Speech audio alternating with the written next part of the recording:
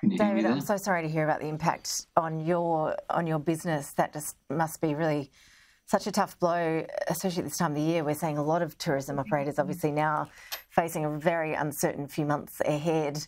I saw a post you wrote online in the last day or so, and you said that the last few days has restored your faith in humanity. You strike me as a bloke who doesn't use that as a throwaway line very lightly or very often.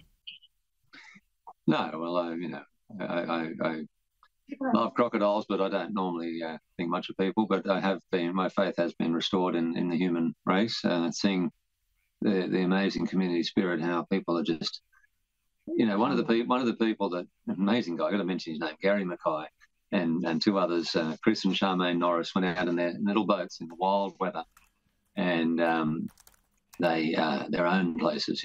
Gary's place was underwater, and they weren't worried about their own place. They're worried about rescuing people.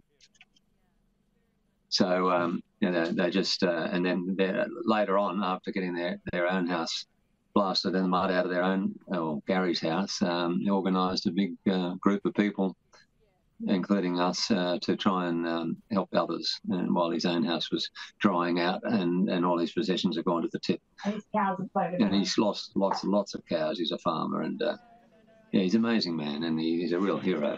And everyone that has been helping has been really good, and no concern for costs or anything. It's just pitching in and helping. It's really been great. Yeah, thank goodness people like Gary, Chris and Charmaine, and like you as well, David, because I know you're being pretty modest about your own efforts too. I don't think I've ever interviewed anyone before who says they prefer crocs to humans, but there's a first for everything. You do run a business with crocodile and wildlife cruises. How are the crocs? We've seen some pictures of them in some very strange places. Have you been involved in any rescues of those? No.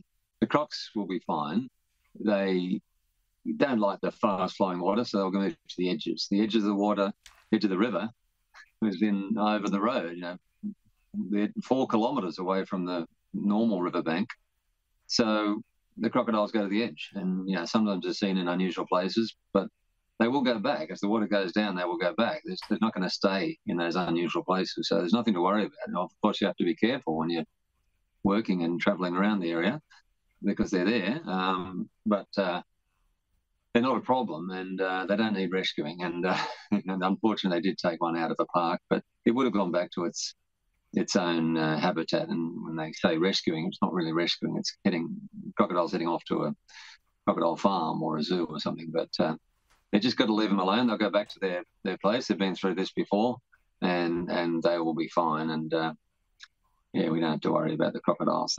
They're okay. David, really appreciate you making the time. Look, well done on your efforts. I know there's a tough slog ahead still for you and the locals there, trying to get all that mud out, which, as I understand, has just really got into everything. It sounds pretty horrific, and you're all in our thoughts as you get on with that clean-up effort over the next few days. Thanks again. Yeah.